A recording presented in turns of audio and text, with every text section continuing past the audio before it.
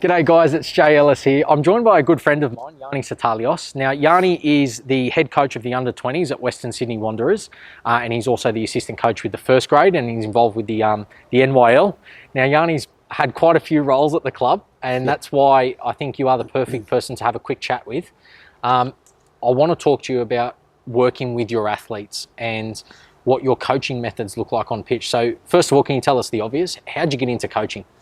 For me, it was everyone gets to the point in their careers where the playing side sort of comes to a close, and I sort of was playing NPL2, made that decision quite early, so I thought I'll get into coaching. I was coaching at the same time, so I was playing at the Berries and coaching under 15s, and then I sort of made the decision that playing maybe wasn't the avenue that I was going to take anymore, and the coaching aligned really well with my day job, which is teaching, so high school PE teacher, so I sort of fell into it that way. And then around the time was good timing because then the A-League academies were starting, and I found myself in a under 18s assistant role at the Wanderers, and I've been there now for 5 years. So yeah, that's pretty much how it started. Now you've worked hard there, because every time I've been out there at the club, I've seen you there. You're working extremely hard. Let's talk about your athletes around that first grade 20 space, because they train together quite a bit. How many athletes are you dealing with when you're out on pitch? Like, what does a general session look like?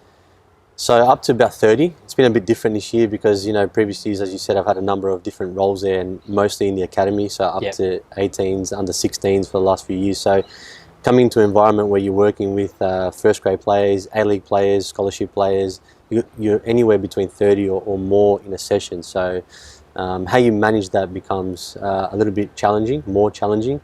You've got a lot more things to look out for and a lot more things to consider, how things work. You're always thinking about your exercises and what you want to achieve in terms of your overall objectives from the session, and that becomes a little bit harder, when you're dealing with about 30 players or more. But also sometimes it's good as well, because the tactical aspect of it, you can nearly replicate a full game, a full pitch, so that becomes a lot less challenging. Which is probably one of the biggest differences from working in the academy, where you probably have 16 players or less, and how you replicate different tactical elements of a game and situations becomes a little bit more challenging. You've got to be a little bit more creative with that, but a little bit easier when you have a lot bigger squad to manage. So because you've got experience with both the youth as well as the senior boys now, I'll ask the question and then we'll touch base on both categories. Sure, yeah. What's your teaching methods towards these guys, or your coaching methods towards these guys? Are you using that kind of direct instruction? Are you telling them if you want that ball played there, bang, play that ball, turn and run that way? Or are you going, why are we doing this? And that whole questioning sort of feel, does it change throughout the different ages? I think it changes depending on the player.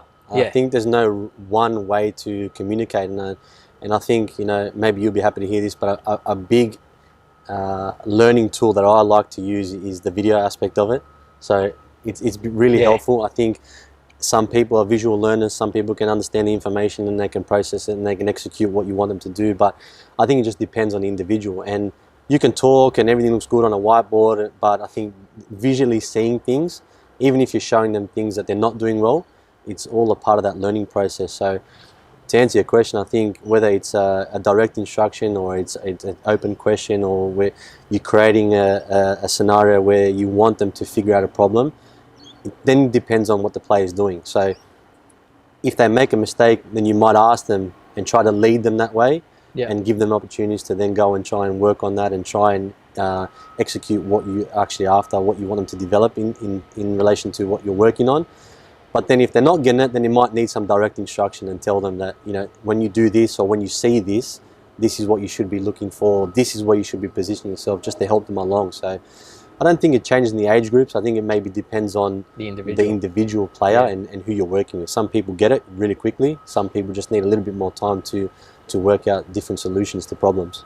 Yianni, and I'm not saying this because the camera's turned on, but I know that you are a popular figure with athletes. I know that they do like you as a person, and you do build a good connection and relationship with them. I know also that there's no magic trick in doing that. How do you best describe how you approach your coach-athlete relationship?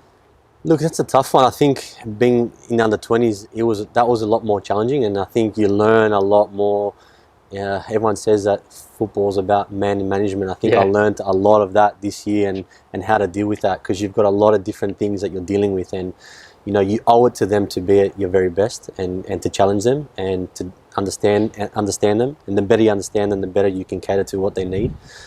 For me, I just try to be honest with them, and I think that there's no sugarcoating things. If you got to be direct with them and tell them that they're not doing well, or this is what they need to be doing, then you just have that honest and open conversation with them, and you frame it in a way that you're obviously helping them, because that's at the end of the day what you're there for. Your job is there to develop a player, especially in an academy space. So for me, I just think I always try to be honest and try to be upfront, even if it's a difficult conversation. If you have to leave someone out of a team, for example, it's just about being really transparent with them, and being honest, because you know, even with kids, they're not stupid. They can work you out really, really quickly. So, of course, yeah, there's no point in trying to hide behind things, or pointing fingers elsewhere. You've got to really shoulder the responsibility and be honest. And at the end of the day, they could like you for it. They may not like you for it, but at the end of the day, you know, my position is there to make decisions that are going to be the best decision for the team. And it might not be the best for certain individuals, but at the end of the day, you just try to do it for, you know, the team to be able to move forward, and help to develop individuals within that team as well. Right, okay. My last question for you. You're out in the middle of the pitch. You've got your socks pulled up. You've got your tiempos strapped up. Yeah. You've got your clipboard, your whistle, everything else that you need. How, in one sentence, do you describe your coaching methods, your style on pitch? How would you describe yourself as a coach in one sentence? One sentence is very hard. Besides very good, obviously. Yeah. I wouldn't say that. Yeah. Still learning. There's always stuff to learn. Look, I try to always set up the session to achieve a specific objective. Yeah. And then I like to allow the players to try to work on that. And then I would probably try and intervene at different moments, and try to help them. I like to ask them questions as well, to get them to get their feedback and hear what they hear what they see, and hear what they have to say as well, because, you know, at the end of the day, they're on the pitch, they see everything, so there might be something that you miss. So I like to have that sort of open communication with my players, and work with them, and instead of trying to, you know, direct them all the time. So I think it's a little bit more than one sentence. No, it's just one long sentence. To work with them, and like to give them a bit of a voice in what we're trying to achieve and what we're trying to work towards. Absolutely, because Yianni, when that first whistle goes, there's only so much you can do, right? Yeah, you sit back and relax then. That's it, the coffee on the sideline.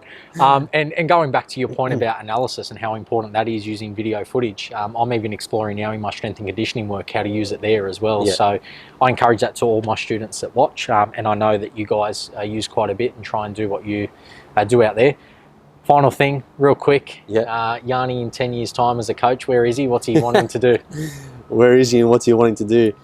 Hopefully still working maybe in the academy space. Yep. I'm really enjoying working with different types of age groups.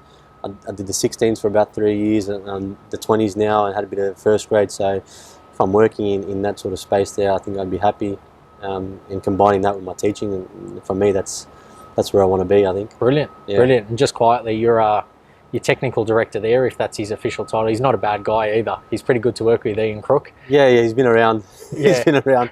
He tries to tell me that my teaching job is one of the best jobs in the world, but I told him it doesn't compare to playing Champions League at the Bernabeu. So I don't know I don't know where he gets that. Yeah, Crookie, comes to that conclusion. If you're watching this, the teaching job is way better than what you've achieved, mate.